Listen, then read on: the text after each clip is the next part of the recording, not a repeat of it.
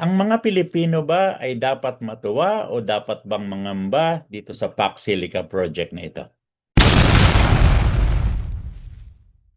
Binanggit mo yung taong 2030. Paano kung iba na ang maging Pangulo ng Pilipinas at siya ay kontra sa Pax Silica? Ano ang pwede niyang gawin para pigilan ito? Pag sakali na ang bagong Pangulo sa 2030 ay umatras sa kasunduan ng Pax Silica at nahimok niya ang Senado na kansilahin ang kasunduan, ano ang epekto nito sa Pilipinas? Ito medyo controversial itong susunod kong itatanong. Meron kasi akong nababasa na ito daw ay kontra sa interes ng bansang China, itong Pax Silica project na ito. Gaano katotoo yun? Siguro ang dapat ko ding itanong, ito bang Pax Silica ay may magiging kinalaman sa mga kilos militar ng bansang Estados Unidos dito sa Indo-Pacific region? Yung ginagawa nila, yung pinag-aaralan nila, yung binubuo nila itong Pax Silica noong 2020, kalahok na ba ang Pilipinas noong mga panahon na yan? Totoo ba na aabot ng daang libo na trabaho ang may bibigay nito sa bansang Pilipinas? Ano naman yung sinasabi na maaring magbigay o magdulot ito ng problema sa power supply at sa water supply ng tubig na inumin para sa Pilipinas?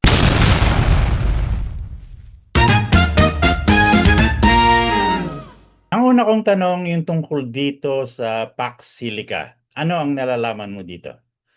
Ang Pax Silica, isang malaking proyekto na sinusuportahan ng Estados Unidos na naglalayong gawing sentro ang Pilipinas para sa mga semiconductor at artificial intelligence AI infrastructure. Isa itong industrial hub na itatayo sa New Clark City sa Capas Tarlac na may layuning palakihin ang kakayahan ng bansa sa nasabing mga teknolohiya. Bakit Pilipinas ang napili nilang paglagyan itong Pax Silica sa Tarlac City? Maraming dahilan kung bakit napili ang Pilipinas, partikular na sa New Clark City sa Tarlac bilang lokasyon ng Pax Silica. Una, may estratehikong lokasyon ng Pilipinas sa rehiyon ng Hibog Silangang Asya, kaya mas madali ang pag-access sa iba't ibang merkado sa Asya. Pangalawa, may patuloy na suporta mula sa pamahalaan ng Pilipinas para sa mga ganitong proyekto. Ibig sabihin, may mga insentibo o mga polisiya na nag-aanunsyo ng suporta para hikayatin ang pamumuhunan ng mga dayuhang kumpanya sa bansa. Nabanggit mo kanina na ito ay proyekto ng United States. So ang may-ari ng Pax Silica ay United States. Tama ba 'yon? Hindi naman eksaktong pagmamayari ng Estados Unidos ang Pax Silica. Sa katotohanan, ito ay isang proyekto na sinusuportahan at pinopondohan ng mga kumpanya at institusyon na nakabase sa Amerika. Sa madaling salita, hindi ibig sabihin na gobyerno ng Estados Unidos ang direktang may-ari. Kumbaga, ito ay isang collaborative venture kung saan maraming stakeholders o mga pribadong kumpanya mula sa Amerika ang kasali sa pagpapatakbo at pagpundo ng Pax Silica. Maliban sa Amerika at sa Pilipinas, ano-ano pa ba ang bansa na involved dito sa Pax Silica project na ito? Maraming iba't ibang bansa ang kasali sa Pax Silica bukod sa Estados Unidos at Pilipinas. Kasama rito ang mga bansang tulad ng Japan, South Korea, Singapore, Netherlands, United Kingdom, Israel, United Arab Emirates at Australia. Mayroon ding mga kontribusyon mula sa Taiwan, European Union, Canada at mga kasapi ng OECD. Yung mga bansa na binanggit mo, ano ang magiging partisipasyon nila dito sa proyektong ito? Iba-iba ang papel ng mga nabanggit na bansa pagdating sa Pax Silica. Halimbawa, ang Japan at South Korea ay magbibigay ng technological na expertise, lalo na sa larangan ng semiconductor manufacturing at advanced na hardware. Ang Netherlands at Germany naman ay nakatuon sa mga bahagi ng precision engineering at mga specialized na kagamitan para sa mga data centers. Samantala, ang United Arab Emirates at Singapore ay mag-aambag naman sa aspeto ng pamumuhunan at pagpapalakas ng infrastruktura. Sa madaling salita, Kumpirmado na ba na pumayag na itong mga ibang bansa na makilahok dito sa Pax Silica? oo, kumpirmado na ang partisipasyon ng maraming bansa. Marami sa kanila ay pumirma na sa mga kasunduan at ganap ng sumali sa proyekto. Halimbawa, ngayong huling summit, nakapagkasundo na ang mga bansang Japan, South Korea, Netherlands at Singapore, kasama pa ang iba ba na makilahok ng opisyal. May nabanggit kang summit. Ano yung summit na yan? Summit ng Paxilica o anong organisasyon? Oo, ito ay isang espesyal na summit na nakatuon talaga sa Pax Silica. Isa itong international conference kung saan nagsama-sama ang mga kinatawan mula sa iba't ibang bansa at mga kumpanya upang opisyal na pag-usapan ng detalye ng proyekto. Meron Sa ba tong katulad na proyekto sa ibang bansa o sa ibang panahon na Paxilica din ang tawag? Si ngayon, mukhang ang Pax Silica ay natatangi at walang eksaktong katulad na proyekto sa ibang bansa o sa nakaraang panahon. Ito ay isang unique na inisyatiba na partikular sa kasalukuyang panahon at sa mga kasalukuyang partner na banda. Sino nakaisip nitong Paxilica na ito? Ang Pax Silica ay bunga ng kolaborasyon ng ilang malalaking teknolohikal na kumpanya at ilang gobyerno. Wala itong iisang individual na nakisip. Sa halip, isa itong sama-samang inisyatiba na nagsimula bilang isang proposal mula sa mga leader ng industriya ng semiconductor at AI. Kumbaga, Nabuo yung ideya na magtayo nitong Paxilica? Ang ideya ng Pax Silica ay nabuo noong kalagitnaan ng dekada 2020. Habang unti-unting naging prioridad ng maraming bansa ang seguridad sa supply chain ng semiconductors at AI. Ngunit opisyal itong inilungsad noong December 12, 2025 sa Washington, D.C. Yung ginagawa nila, yung pinag-aaralan nila, yung binubuo nila itong Paxilica noong 2020, kalahok na ba ang Pilipinas noong mga panahon na yan? Noong una, hindi pa agad kasali ang Pilipinas noong pinagmumuni-munihan pa lang ang Pax Silica noong 2020s. Nagsimula muna ito bilang isang malawakang diskusyon sa mga bansang may matitibay na semiconductor at AI industries. Nang lumaon at nakita ng mga kasali na mahalaga ang papel ng Pilipinas sa rehiyon at sa supply chain, doon isinama ang bansa sa mga susunod na yugto ng proyekto. So sinabi mo noong December 12, 2025, ito ay inilunsad sa Washington, D.C. Yan, kasali na ang Pilipinas dyan? Oo, kasali na ang Pilipinas nang opisyal na inilunsad ang Pax Silica noong December 12, 2025 sa Washington, D.C. Sa puntong iyon, formal nang lumagda ang Pilipinas kasama ang iba pang mga bangga para maging opisyal na bahagi ng proyekto. Itong Paxilica na to, binanggit ito ni Pangulong Ferdinand Marcos Jr. sa kanyang huling SONA nitong July 2026. Hindi ba kakailanganin ni Pangulong Marcos ang approval ng Senado o ng Kongreso para maisagawa itong Paxilica sa Pilipinas? Oo, kakailanganin ni Pangulong Marcos ang pagpayag ng Senado ng Pilipinas. Ayon sa 1987 Philippine Constitution, anumang tratado o international agreement na papasukan ng Pilipinas ay dapat aprobahan ng hindi bababa sa 2/3 bahagi ng mga miyembro ng Senado. Sa kaso ng Pax Silica, habang naisama na ang Pilipinas at napirmahan na ang mga deklarasyon, kailangan pa rin ang kurmal na pagsang-ayon ng Senado upang ganap itong maisakatupaan at maging epektibo sa ilalim ng batas ng Pilipinas. Ito ba ay may tuturing na parang katulad ng isang treaty na kailangan ng basbas ng Kongreso? Oo, maaari nga itong iguring na katulad ng isang tratado. Dahil kasama dito ang mga international agreements at matagalang mga obligasyon, kailangan talaga nito ang basbas ng Kongreso o partikular na ng Senado upang maging ganap at epektibo ang pagsali ng Pilipinas. Sinabi mo matagal na engagement itong Paxilica. Ilang taon ba ito nakasunduan? Base sa mga ulat, may tinawang aspeto ang tagal ng kasunduan. Mayroong munang tinatayang 2 taong window para sa Estados Unidos at Pilipinas upang plansyahin ang mga detalye ng Pax Silica. Pagkatapos nito, ang mismong mga investor ay maaaring mag-lease ng lupa sa loob ng hanggang 99 na taon sa New Clark City para sa mga industrial na proyekto. So kung ito ay bibigyan ng basbas ng Senado sa pamamagitan ng 2/3 vote katulad ng sinabi mo kanina, gaano katagal naman ang pagsiset up ng proyektong ito? Ibig kong sabihin, kailan siya nakikitang magiging operational? Kapag nabigyan na ng basbas ng Senado, karaniwang inaasahang aabutin ng mga 2 hanggang 3 taon bago tuluyang maging operational ang proyekto. Kabilang na rito ang pagkatayo ng mga pasilidad at iba pang kinakailangang infrastruktura. Totoo ba na aabot ng daang libo na trabaho ang may bibigay nito sa bansang Pilipinas? Totoo iyan. Ayon sa mga ulat, kinatayang maaaring makalikha ang Paxilica ng daan-daang libong trabaho sa Pilipinas.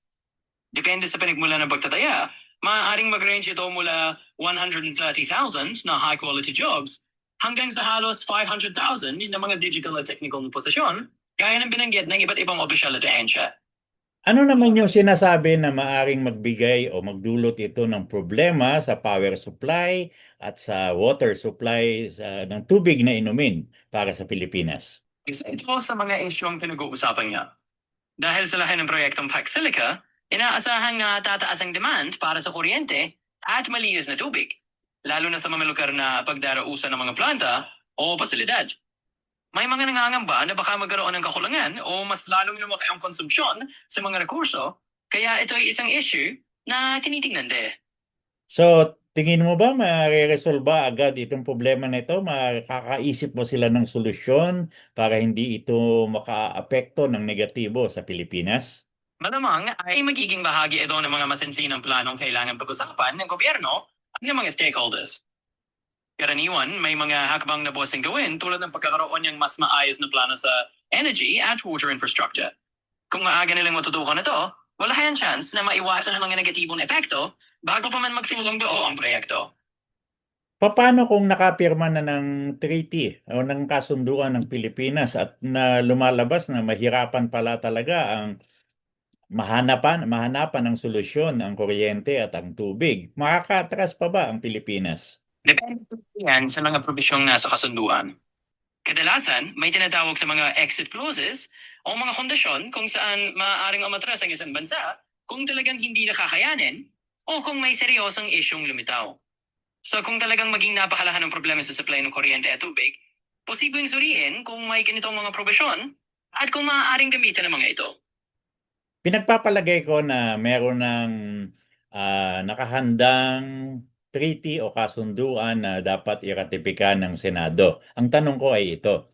Ito bang nakahandang kasunduan ay pwede baguhin ng Senado ng Pilipinas para protektahan ang interes ng bansang Pilipinas? Oo, pwede namang magmunggahi ang Senado ng mga pagbabago o mga amenda sa kasunduan.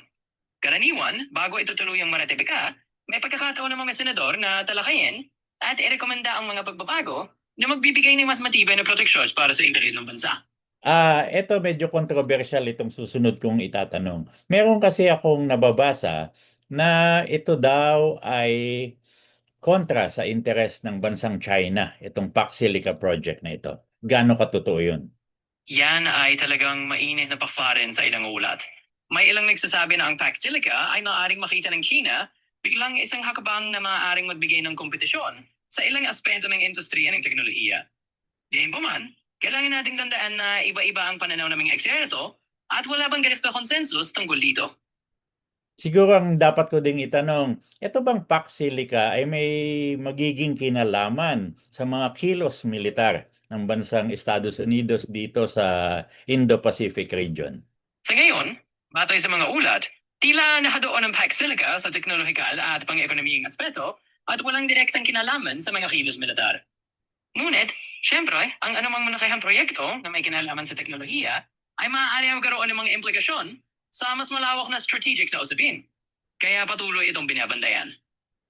Hindi ba ang Constitution ng bansang Pilipinas ay tahasang nagbabawal ng armas na nuklear sa teritoryo ng Pilipinas at hindi din pumapayag na lagyan ng base militar kung walang pahintulot ng Senado? O tama yan. Nakasaad talaga sa saligang batas ng Pilipinas na ibinibabawal ang pagdadala ng mga armas nuklear sa teritoryo ng bansa. At ganun din, kinakailangan ng pagsang-asyon ng Senado bago payagang magsayo ng anumang base militar.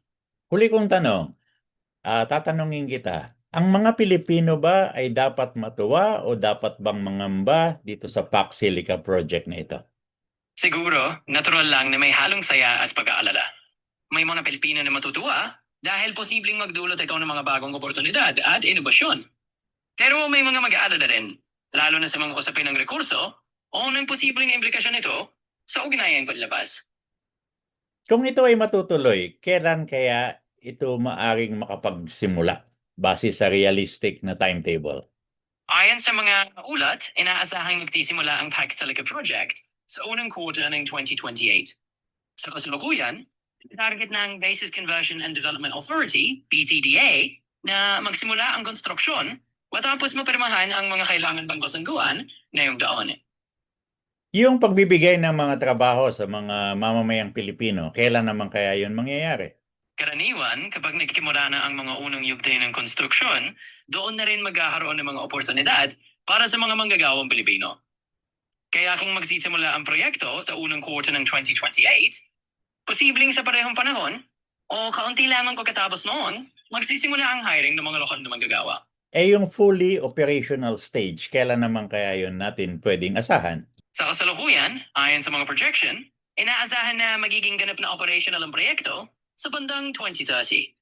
Ito ay kung susunod ang lahat sa nakatakdang schedule at walang major na pagkaantala. Binanggit mo yung taong 2030. Paano kung iba na ang maging Pangulo ng Pilipinas at siya ay kontra sa Paksilica? Ano ang pwede niyang gawin para pigilan ito? Kapag may bagong kamunawang tutol sa proyekto, maaari silang magtulong ng muling pagsusuri sa mga kasunduan o kaya hingi ng pagsang-ayon ng Kongreso para sa atmang pagbabago. Maaari rin nilang pigilan ng implementasyon sa pamamagitan ng mga legal na hakbang o tragong politiya. Pag sakali na ang bagong Pangulo sa 2030 ay umatras sa kasunduan ng Paksilica at nahimok niya ang Senado na kanselahin ang kasunduan, ano ang epekto nito sa Pilipinas? Kung sakaling umatras nga ang bagong administrasyon at kanselahin ang kasunduan, magkakaroon ng ilang epekto. Una, maaaring magkaroon ng bagal sa mga inaasahang benepisyo tulad ng mga trabaho at infrastruktura. Pangalawa, maaaring magdulot ito ng pagbabago sa relasyon ng Pilipinas sa mga partner nito sa proyekto. Ano yung maaaring epekto sa relasyon? Ang Pilipinas mula sa isang kasunduan na tulad nito, posibleng mag-spark ito ng tensyon sa mga kasama nitong bansa o organisasyon. Maaari itong magdulot ng yawalan ng tiwala sa mga susunod na negosasyon o proyekto at maaaring nagkaroon ng paglamig ng ugnayan sa diplomatikong antays. Hanggang doon na lang muna siguro ako. Maraming salamat sa iyo.